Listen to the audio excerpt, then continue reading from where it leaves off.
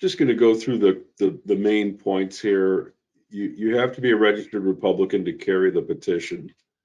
Excuse me. Steve has a list of all the voters in the county, so you should double check with Steve. He can confirm that you're actively registered as a Republican, and that you, of course, you have to be registered at the address that Steve confirms is on the record. If you moved recently or anything like that, you have to update that. After you update that, then you can carry. That won't be an issue for most people, but it's an issue for some people because Americans are always moving. We like to move a lot. So then you must know your town as opposed to your village or your PO address. I think we might have Rick joining shortly. And why is this important? Don't even ask. It's just important. You have to write it at the bottom of the petition. I know we'll maybe put the petition up later, but right at the bottom, it says town or city. And town means town. It's fatal if you don't write your town. If you say Blaisdell instead of Hamburg, if you say Kenmore instead of Tonawanda, you're dead. And all that work is thrown away. So right at the bottom left, you see town or city. So that has to be put in, not your village if you're in a village, or if you have a PO address that's different from your town. Town is where you pay your town taxes to. The villages are like Kenmore, Blaisdell, Depew. The towns are Cheektowaga, Hamburg, Tonawanda, and so on. And then there's PO, which is an additional confusing factor. Don't use your PO, use your town. You have a town hall, you pay town taxes. That's the town park, whatever that is, that's what you put on there. And then each, if you go to the right of the up above there where it says for each voter, it says town or city. Go a little higher, Steve. Right on the far right there. Cities obviously are Buffalo, Lackawanna, not North Tonawanda, City of Tonawanda. If I'm leaving out any cities, I can't remember any other cities. And then the town again is the town, not the village, and not the PO address designation. Like some people in Amherst, their mail says Buffalo. That'll kill the signature. So now, as long as we're there, so you need to fill in the only thing the voter has to sign is a signature, but you'll find that basically people will fill in the date because there's a prior date. They'll see that they'll just sort of fill in the date automatically. They need to sign, not print, unless they print all the time. If their signature is illegible, make sure their residence is printed and legible. They'll usually fill in the residence and the city or town, but if they don't, you can fill that in. The only thing you can't fill in is their signature, obviously, because that would be a crime. That would be fraud. You're obviously not going to do that. The date, you can't. The date has to be accurate, or again, that's considered fraud. No reason to have the wrong date because we're within the petition period. Excuse me. So let me go down my checklist here. I've already talked about the witness statement. Now, when you get the petition, at the bottom it says your name. Fill in your name immediately so that you don't mix it up with anybody else in the campaign. You might be if you go out with other people and you have a cup of coffee, somebody might slip up and take the wrong petition. So make sure you put your name on there first thing, and you might as well fill in that town first thing while it's fresh, and then the rest of it you can fill out any when you're done. very important to have the right number of signatures, and sometimes that's an issue if somebody signs by mistake or you cross it out. And if you look over and you look at the last line, it's actually not going to be the number. It's going to be one or two less, depending on how many were crossed out. So if you make any sort of mistake or correction on the witness statement, make sure you initial it so people know who it is. And you print your name and then you sign it at the bottom. That's in the witness statement. You cannot sign your own petition, as you can't witness your own signature. So sign another petition that somebody else in the campaign is working with, and have them sign for you. So you automatically start out with a signature.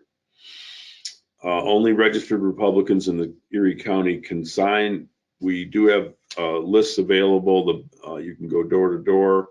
If you're not going door to door, just make sure people identify to you that their name and that they're registered Republicans. And if you don't have a list, assume that they're telling the truth. Some of them might be mistaken, but we'll take the signature anyway. That's why we're going to get a surplus of signatures, just in case some of them are, inevitably some of them will be disqualified, or there might be a technical error, but we want to get really double the number of signatures that we need. So I suggest that you take normal COVID precautions. You never know who you're dealing with. Some people will not talk to you unless you have a mask on. And that's what you have to do. If you know they're comfortable without that, fine. That's up if you know the individual. But take normal COVID precautions, whether you agree with them or not. If you're going door to door, knock on the door, ring the bell, whatever. Oftentimes you can tell if somebody's home just by common sense. If you don't think anybody's home, don't wait there long, because you're just losing the opportunity to go to the next house. I would say after 15 seconds, I'm moving. I'm not waiting for people, because you're just wasting time. When they answer, you should have the voter list. So, you could say, I'm looking for Joan Smith, the registered Republican. You'll probably know if that's her or not, because you have the age of the voter, you have the sex of the voter. And then you say, well, I'm a volunteer for Steve Felano, who's running for sheriff. I'd appreciate it if you could sign. And then they might sign. You could give them a little spiel while they're signing, or if they're hesitant, you could say, well, Steve's the Second Amendment guy. He's going to make sure that unconstitutional laws are not enforced. He runs a Second Amendment organization, highly educated. He's firearms expert, whatever you're going to say. And if people don't want to sign, don't argue with them. Just say, thank you very much. They might vote for Steve later, so don't alienate them by fighting with them. And then go on to the next house. The list you get will only have Republicans on it, so you don't have to worry about which party they're in. Steve will make sure that only Republicans are on that list.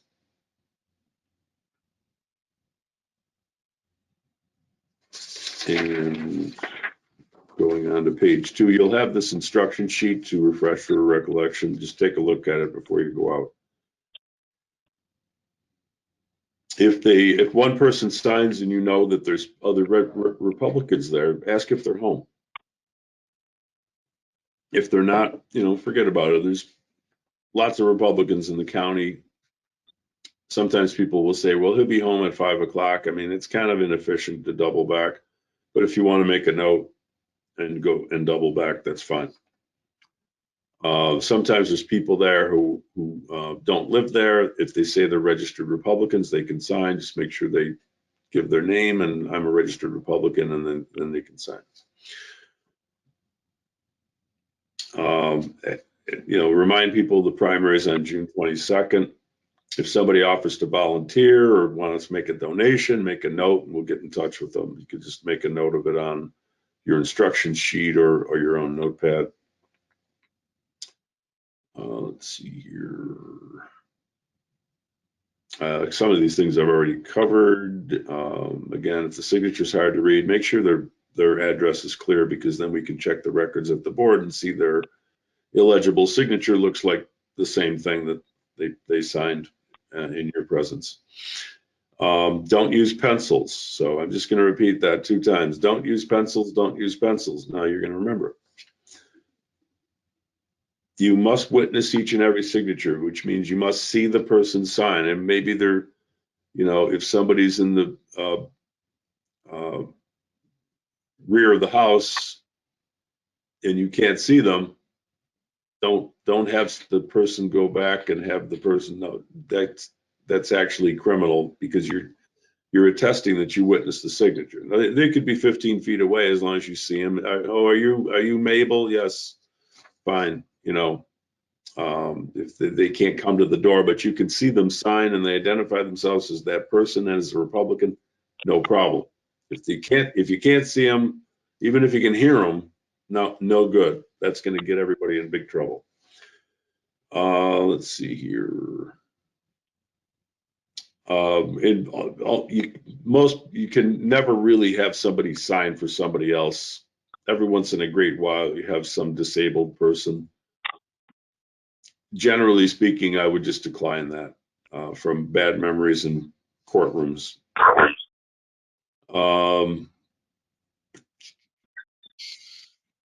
Now, as soon as you're done for the day, fill out that witness sheet. If you do it a few days later, you're not gonna remember things. You might make a mistake. Fill it out right away. And the other thing is, if you fill it out right away, nobody's gonna mix it up with anybody else's sheet. Every campaign I've ever seen, at the end, we got signatures and nobody witnessed it. Now we got to figure out, well, who got this? Along those lines, don't ever put a clipboard in some business and, like a petition where people just look at it and sign, because nobody's going to know who witnessed it. And I've had that come up. And people get prosecuted for this stuff, because the political machine will literally go talk to these voters and say, well, who witnessed it? Well, she had dark hair and she was about 50 and 5'5". But the person who signed it is some guy 23 years old. Now you're going to get the police involved because you committed fraud. It's stupid to commit fraud. There's no reason for it. It's just a self-inflicted wound. So don't do it. Don't. You'll get yourself in trouble and it'll make the campaign look bad. I already mentioned, you make any corrections, you initial them. Otherwise, people will wonder who's messing around with this petition. It will create legal problems. Make sure you keep Steve posted as to how many signatures you got. If you didn't get any signatures, say, I didn't get them, I'll go out tomorrow. But don't say, oh, I got 10. Because then we're going to assume you got 10, and then we'll be chasing around, and you'll have an illness in the family. I didn't know. Now what am I going to tell these people? So that happens all the time. Just be honest and tell us how many signatures you have, because we need an accurate count so we know how much effort to put into it the next day. Turn into signatures as quick, but when you're done with a sheet, or you've done, you feel like you've done enough or whatever, make sure you get the petitions in, because they do get lost or destroyed. Happens every year. The things get misplaced. So get those, fill it out, and get it into Steve as soon as possible. And really, you'll have this instruction sheet. That's pretty much all I have. Just looking at the petition here. Again, the number is important. Town or city and county. Don't fill out the sheet number. That's something we'll do later. And that's pretty much it. It's really self-explanatory.